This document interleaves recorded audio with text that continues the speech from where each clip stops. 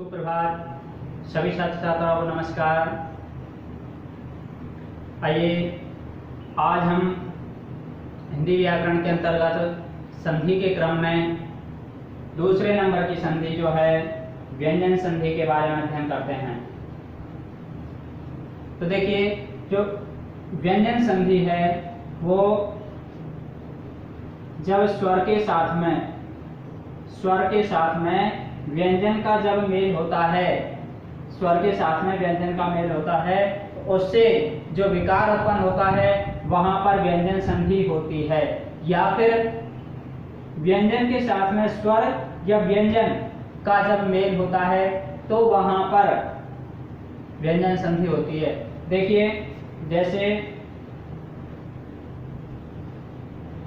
अभी धन सेक, अभिधन सेक, पहले पद का अंतिम वर्ण क्या आ रहा है? ई, स्वर आ रहा है, लेकिन पीछे क्या है?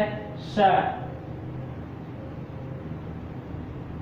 ये स इस प्रकार है, स धन ए बराबर से, इस प्रकार से तो स आ रहा है। तो स्वर के बाद में क्या है? व्यंजन है। तो यहाँ पर कौन सी संधि होती है? व्यंजन संधि। और ये बनता है अभी से,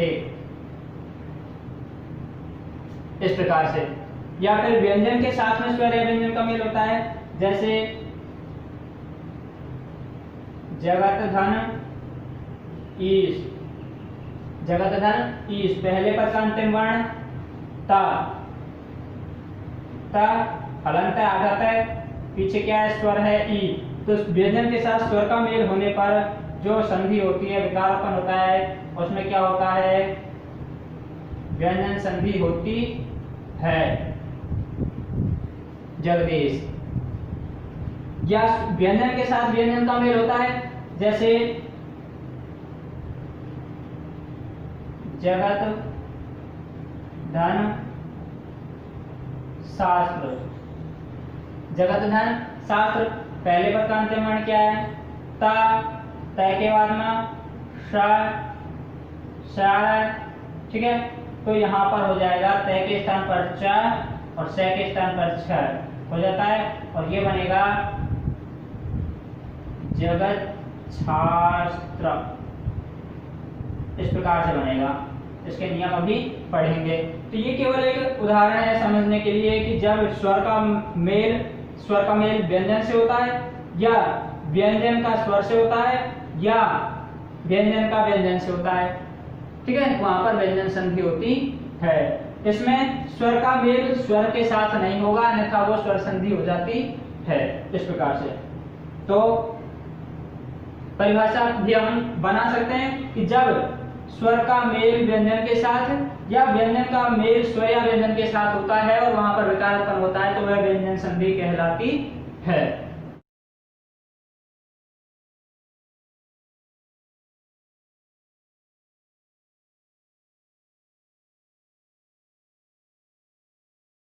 देखिए, समझिए कि जब किसी वर्ग के प्रथम वर्ण, किसी भी वर्ग का वर्ग, हमने जब वर्णमाला पढ़ी थी तब पढ़े थे 5 होते हैं, क च ट त प।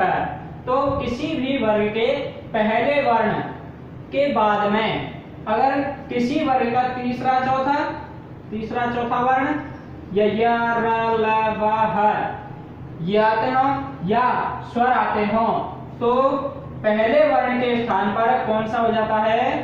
तीसरा। किसके स्थान पर? पहले के स्थान पर। देखिए, हम इसको ऐसे समझ सकते हैं, जैसे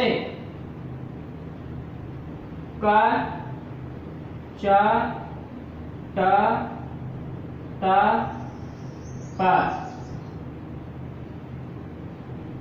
क च ट त प, प्रत्येक वर्ग का पहला वर्ण हो गया। इसके बाद में अगर किसी वर्ग का तीसरा चौथा वर्ण, किसी भी वर्ग का तीसरा चौथा वर्ण, या फिर य र ल व ह, या फिर स्वर आ रहे हों, क च ट त प, प्रत्येक वर्ग का पहला वर्ण, इसके बाद में अगर तीसरा चौथा वर्ण य र ल व है या स्वर इनमें से कोई एक वर्ण आता है तो यहाँ पर विकार हो जाता है, परिवर्तन हो जाता है। और वो क्या होता है, जो देखिए क के स्थान पर हो जाएगा ग, च के स्थान पर ज, ट के स्थान पर ड, त के स्थान पर द और प के स्थान पर ब हो जाता है।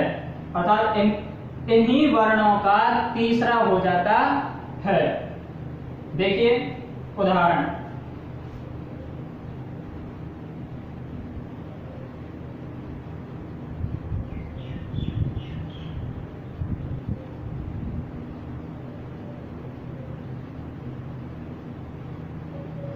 वाग्दन इस, वाग्दन इस, वही प्रक्रिया पहले पद का अंत्यवर्ण क्या आएगा का। अब देखिए मैंने आपको बताया था कि यहाँ पर हलंत लगा हुआ है और हलंत लगा हुआ तो ये व्यंजन संधि के अंतर्गत आता है। ठीक, तो पहले पद का अंत्यवर्ण क्या है, दूसरे पद का पहला वर्ण क्या है ई। हमको परिभाषा आ गई कि पहले पद के अंतिम वर्ण में किसी वर्ग का पहला वर्ण हो और इसके बाद में स्वर अगर आता है तो यहाँ पर क के स्थान पर क्या हो जाएगा, तीसरा। क का तीसरा होगा क ख ग, क्या होगा ग।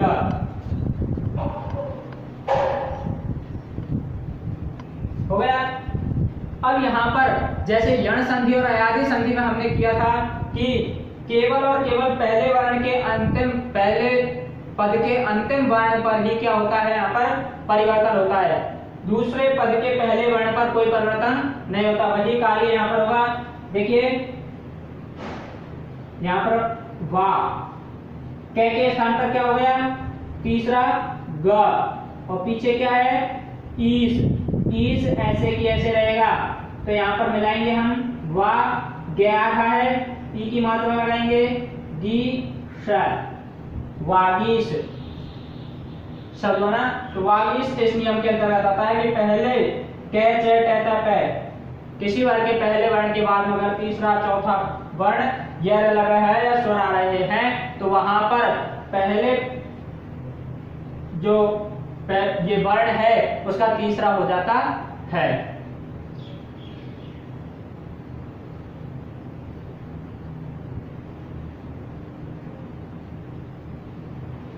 देखिए दिग्धन गज, दिग्धन गज।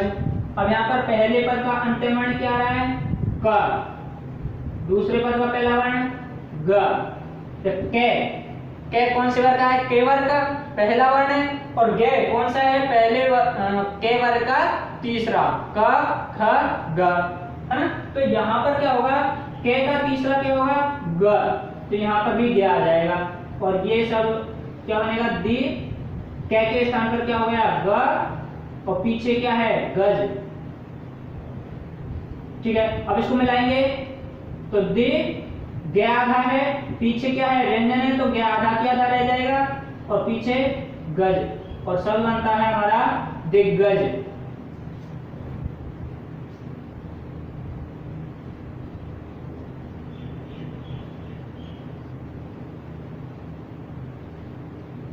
एक उदाहरण है, देखिए दिग्धन विजय, दिग्धन विजय। पहले पद का अंतिम वर्ण क्या है क, दूसरे पद का पहला वर्ण क्या है व, क्या है ग। तो हमने परिभाषा पढ़ा था कि किसी वर्ग के पहले वर्ण के का आ रहा है, के वर्ग का पहला वर्ण क्या आ रहा है और यहाँ पर क्या आ रहा है य र ल ब, तो ब आ रहा है। तो यहाँ पर क्या के स्थान पर तीसरा क्या होगा ग। हो गया, बनाइए दी, के स्थान पर ग, पीछे क्या है विजय। ठीक है, अब इसको मिलाएंगे तो दी ग के पीछे क्या है व और व है तो व क्या है व्यंजन है तो ग आधा की आधा रह जाएगा और पीछे क्या है विजय को ऐसे की ऐसे लिख देंगे और सब बनेगा दिग्विजय।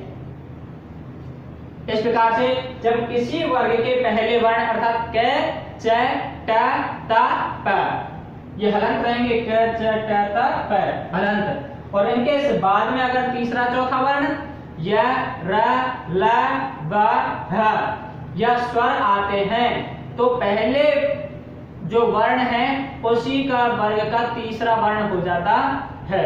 नियम नंबर 1। देखिए नियम नंबर 2 कि जब त के बाद ड ट ज च ल न द ये वाले वर्ण अगर आते हैं, इनमें से कोई एक वर्ण आता है तो त के स्थान पर, किसके स्थान पर, त के स्थान पर जो पीछे वाला वर्ण है वही हो जाएगा, अर्थात समान वर्ण हो जाता है।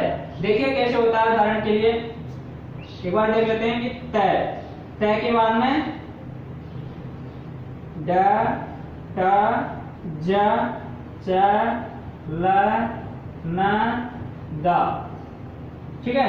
अगर ये आ रहे हैं, त के बाद में ये आ रहे हैं तो त के स्थान पर जो यहां पर आ रहा है वही हो जाएगा, जो पीछे आ रहा है वही हो जाता है। कैसे हो जाता है देखिए,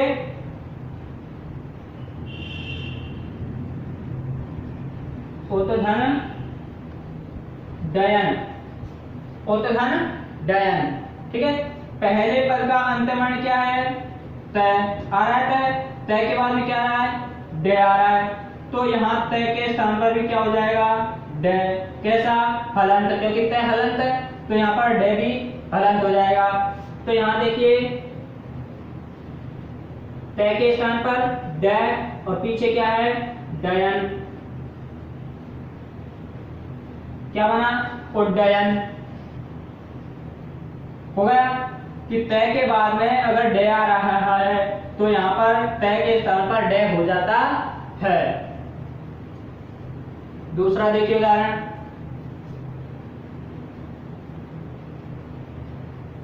मत, देखिए मत धन टीका, मत धन टीका, पहले पद का अंतवर्ण क्या आ रहा है, त आ रहा है और पीछे क्या है, ट। तो दूसरे नियम के अनुसार जब त के बाद में ट आ रहा है तो त के स्थान पर क्या आ जाएगा, ट आ जाएगा आधा, क्योंकि त आधा है। तो यहाँ पर मैं त के स्थान पर ट और पीछे क्या है, टीका, तो मट्टी का, इस प्रकार से ये शब्द बनेगा। आगे क्या है, एक और देखिए,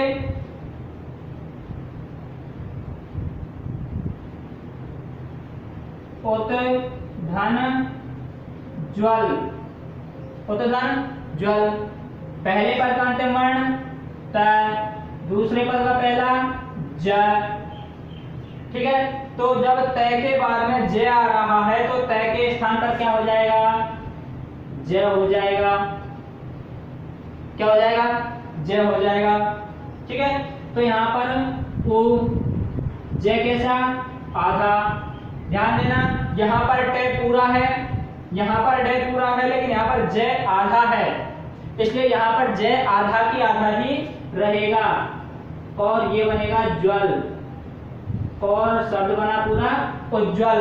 इस प्रकार से जो शुद्ध प्रकार का उज्ज्वल हम लिखते हैं शुद्धि अशुद्धि में, उसके अंतर्गत दोनों ज आधे ही आते हैं। तो एक ये हो गया। अगला डे का हो गया, टे का हो गया, जे का हो गया। अब देखिए उत्धन चारण, उत्धन चारण, यहां पर पहले पद का अंतिम वर्ण त, दूसरे पद का पहला च, तो त के स्थान पर क्या हो जाएगा, च। शब्द क्या बनेगा, उच्च, च आधा, पीछे चारण, शब्द बना उच्चारण, क्या शब्द बना, उच्चारण, उत्धन चारण बराबर उच्चारण, ठीक। देखिए पहले पद का अंतिम वर्ण त, दूसरे पद का पहला ल, तो त के स्थान पर क्या हो जाएगा, आधा ल। शब्द क्या बनेगा, उल्लास, शब्द क्या बना, उल्लास, ठीक है। पहले पद का अंतिम वर्ण क्या है, त, दूसरे पद का पहला वर्ण न, तय के स्थान पर क्या हो जाएगा न, शब्द बनेगा ज ग, तय के स्थान पर आधा न, पीछे पूरा न, और जगन्नाथ, जगत धन नाथ बराबर जगन्नाथ, उद धन लाश बराबर उल्लास। पहले पद का अंतिम वर्ण त, दूसरे पद का पहला वर्ण द, तय के स्थान पर हो जाएगा आधा द, ठीक है। तो बनेगा उ, आधा द, और पीछे देश्य, उद्देश्य। इसको हम ऐसे भी लिख सकते हैं उद्देश्य। इस प्रकार से जब तय के बाद में ड, ट, ज, च, ल, न, द ये वर्ण आते हैं तो तय के स्थान पर वही वर्ण क्या हो जाता है आधा हो जाता है। इस प्रकार से ये नियम नंबर 2। आइए मिलते हैं फिर अगली कक्षा में, तब तक के लिए सुरक्षित रहिए और पढ़ते रहिए।